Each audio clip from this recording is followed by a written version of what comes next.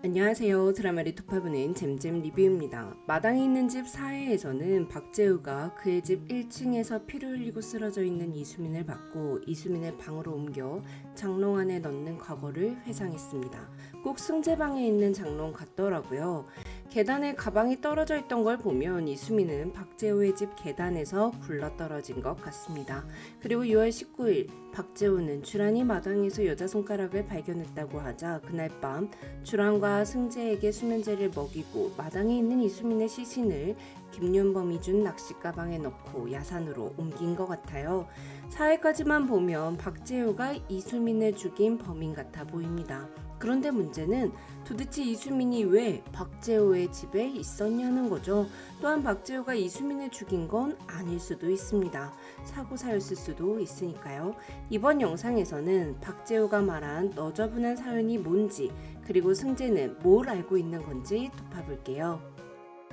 이수민의 핸드폰에 있는 박재우의 사진은 모텔에서 찍힌 게 아니라 한 건물의 주차장이었습니다. 사진만 보면 꼭 이수민이 박재우의 차로 뛰어들었고 급하게 차를 멈춘 박재우가 이수민 앞에 내린 것 같아 보이더라고요. 그리고 그 현장을 곱등이가 사진으로 찍어놨고요. 미성년자 성매매로 남자들을 협박하던 수민의 가출팸이 박재우에겐 교통사고로 협박을 한 것 같아요.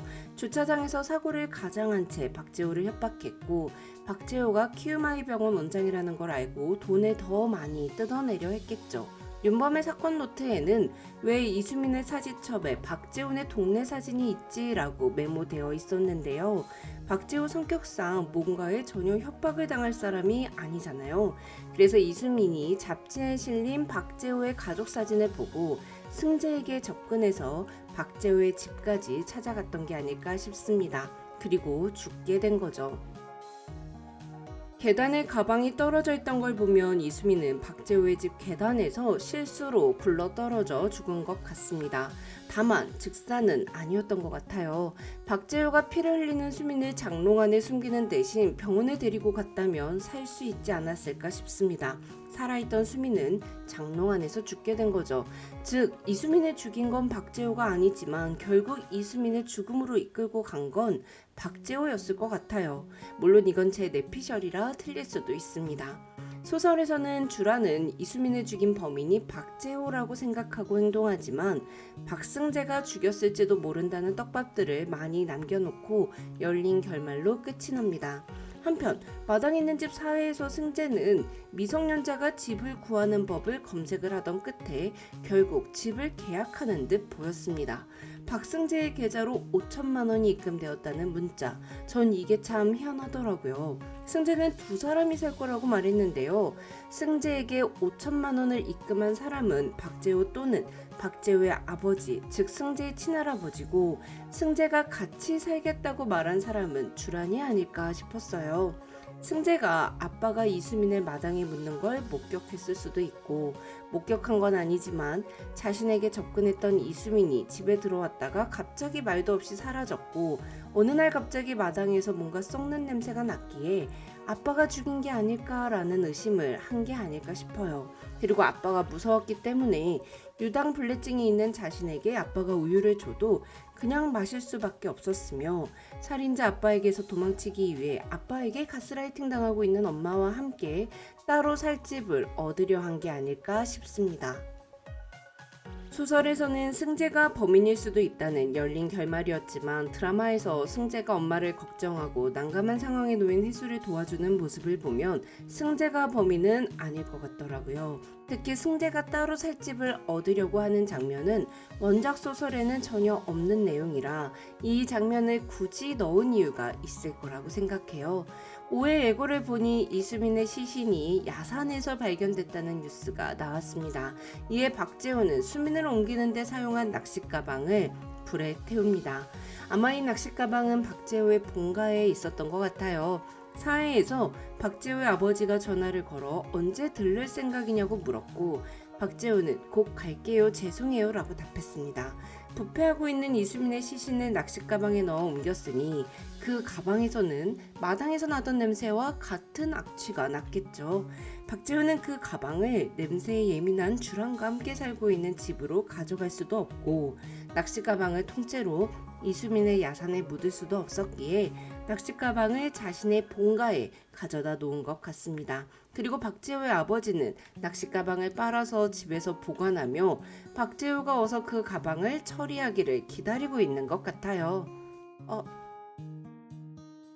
김윤범 사망 관련한 경찰 조사에서 박재우가 6월 19일 밤 본가에 갔었다고 알리바이를 낸 거 기억하시죠? 그날 시체를 처리하고 가방을 본가에 두고 온 것 같습니다.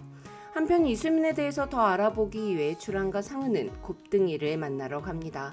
그리고 주란은 박재호에게 그날 밤 당신이 무엇을 했는지 그것만 말하라며 소리치죠. 박재호는 기어코 알아야겠냐며 이 사건은 승재와 관련이 있다고 주란에게 말하는 것 같아요. 그래서 오해 예고해서 주란이 승재도 알아? 라고 말하는 것 같습니다.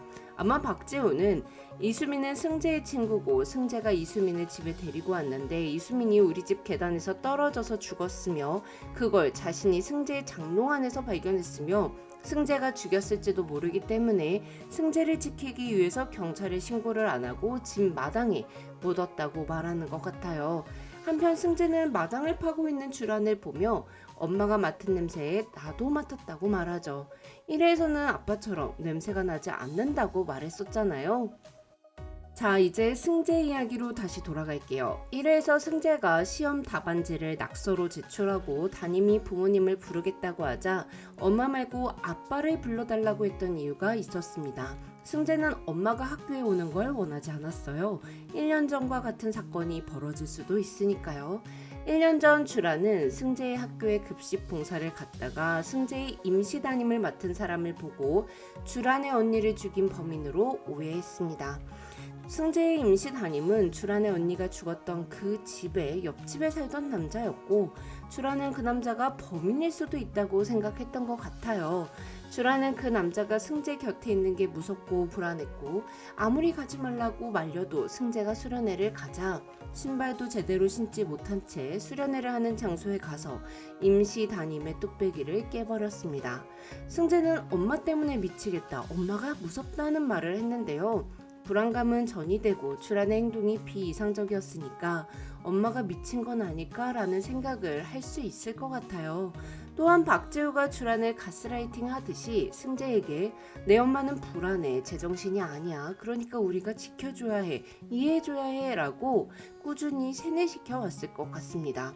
주란은 상은을 만나고 온 날 밤 재호에게 머리를 빗겨달라며 미안하다고 사과를 했고 앞으로 진짜로 변하겠다고 말했습니다.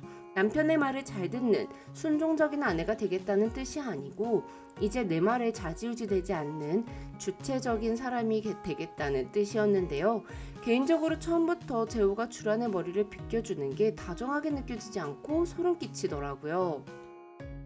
주란의 머리를 내가 조종하겠다는 의지가 담긴 행동 같아 보였거든요. 주란이 재호에게 머리를 빗겨달라고 한 이유는 주란이 재호의 비밀을 파헤쳐가는 동안 재호에게 순종적인 아내인 것처럼 연기를 하기 위해서겠죠. 한편 상은은 이수민으로 재호를 협박하다가 김윤범으로 협박하는 재호에게 역공을 당했습니다. 그리고 주란이 그 대화를 모두 듣고 있었죠.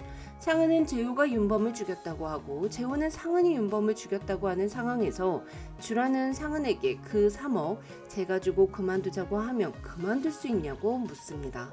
주란은 아마 상은도 재호도 둘 다 믿지 않지만 가족을 지키기 위해 이 사건을 덮는 게 최선이지 않을까라고 생각한 것 같아요.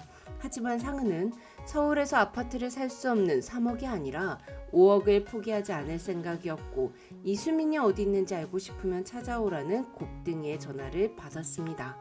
5에서는 상은과 함께 곱등이 패거리를 만난 주란이 이수민이 자신의 집 마당에 묻혀있던 거란 걸 알게 되는 것 같아요. 그래서 남편이 김윤범을 죽였다고 생각해 까먹고 있던 악취가 났다가 이제는 나지 않는 마당을 다시 파헤쳐 보는 거겠죠. 지금까지 드라마리 투파부는 잼잼 리뷰였습니다. 감사합니다.